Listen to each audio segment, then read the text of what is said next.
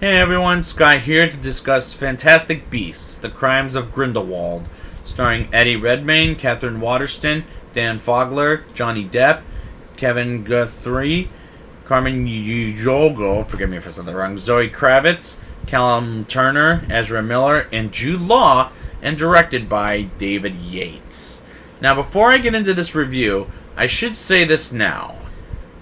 This thing will have spoilers, sure, but I did happen to see this twice. So, and I wasn't very proud of it either, to be quite clear. So, what did I think of it both times I saw this? Let's get into this thing.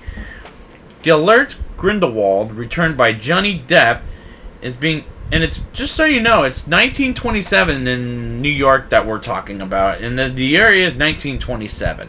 So, let's get going.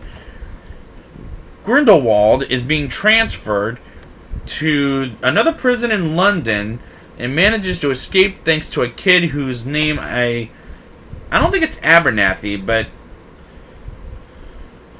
and is one of because I don't even know if he's one of Grindelwald's goons.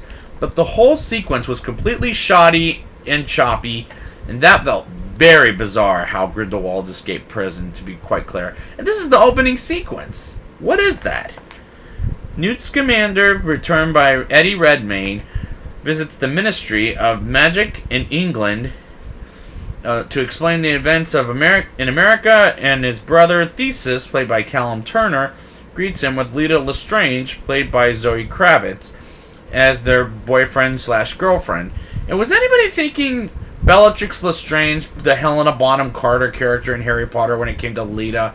Because I certainly was. It was driving me crazy. I thought she was... Well, let's get into that. That felt like a real problem from the moment they brought her up last week. Newt gets offered a job at the Ministry, and Newt refuses, and Newt runs out when a man who we never get his name either, but he takes the job to find and kill Grindelwald. My problem is these characters are just not as interesting or to connect with as they were in Harry Potter. They're just bland. I was so mad at Grindelwald's goons for killing off an innocent child, and who's just a baby, and it made me very upset, like this whole movie's going to make me. Newt meets up with Albus Dumbledore, this time played by Jude Law, and he's not an improvement over Michael Gambon, in my opinion. And he probably may be right for the role, but he was not connecting with me as the problem. Jacob Kowalski, returned by Dan Fogler, now has a fiance, kind of. Queenie, returned by Alison Sudol, and Newt finds out it was a spell by Queenie. And after they visit Newt, they rather have some harsh words with each other, and I honestly don't care. I don't care for these characters, just like last week, even Grindelwald. And I'm not starting to dislike I'm really starting to dislike Johnny Depp as an actor because he's playing the same character as Jack Sparrow, and it got boring after a while. Like, if you ever watch like Alice in Wonderland, you'll see what I'm talking about. And I'm talking about the Tim Burton one. In France, we get Tina Goldstein, returned by Catherine Waterston, who is searching for a case to find Credence Barebone, returned by Ezra Miller, as he saves his old friend Caro, I think is the name, from the circus, where she's transformed into a snake. And the biggest problem I'm having is I don't believe Credence and Caro as friends. I thought they were lovers this whole movie. Tina finds a man named Yusuf Kama, and they talk, and off-screen captures Tina and puts her in a dungeon. Meanwhile, Newt and Jacob find Tina and Queenie in France, but find Tina after they encounter Yusuf, and they go in a dungeon, and a leafy tree-looking beast gets them out of there. Was rather stupid and preposterous. Meanwhile, Grindelwald encounters Queenie, but she almost kills him, but is stupid enough to join his goons at the end of the movie. Spoiler alert. And I'll get there when I get there. This is all occurring as she's trying to find Tina. And that's just stupid. Newt, Jacob, and Tina reunited, but not yet for Queenie. And they break into the Ministry of Magic in London, where Lita and Theseus work at, after they shut Dumbledore down as a younger Professor McGonagall. And we get a flashback with Lita as a bad kid. She was in Slytherin, and just thought I'd let you guys know. So it's making me think of Bellatrix from Harry Potter, when she went to Hogwarts and met Newt when they were younger, but we return to it when Lita talks about her past, which I'll get to in a sec. But it's really bad.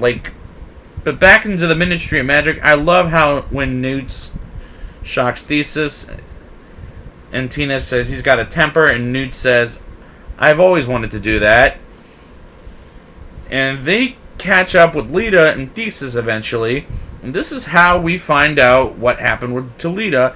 Credence wants to find out who he really is, and Grindelwald will offer that to him. But first, Lita took Credence as a baby while their mother passed away from childbirth, and Lita changes Credence to another baby boy on purpose because she's jealous of Credence as a baby. Oh jeez, where is this going? And I didn't believe a word coming out of Lita's mouth. And it might be the writing's fault, or is it Zoe Kravitz's fault? I'm not going to blame you. I might blame the writing, I'm not sure. But the thing is, I just don't care. Grindelwald holds a meeting where he talks about magic people versus muggles, and puts on a blue fire which looked like bad special effects, and people who joined Grindelwald go through it, the fire. For example, Queenie joins, and so does Credence, so we can find out who he is. And Newt, Tina, Theseus, and Lita fight Grindelwald, and I honestly thought Lita was going to go bad and betrays them this whole movie. But nope, Grindelwald kills her, and they have a battle against Grindelwald, and goes on his own adventure. And is anybody seriously caring about this? Because I'm not. Then Newt talks with Dumbledore about what happened in the battle, and Grindelwald reveals that Credence is a Dumbledore. Now, here's my problem. There's a lot. That's a lot. This ending is setting up for more movies and getting another $20 out of my wallet. It's a hack job. I cannot accept that. And when the movie was over, I was like, that's it? Just easy money going to J.K. Rowling at this point? I swear to God, I don't accept that. It's like you're getting another $20 out of my wallet, and now you're going to ask me about another 4 more times for another $20. It's like, oh my God. Now it's time for the rating. I'll give this movie a 2.5 out of 10.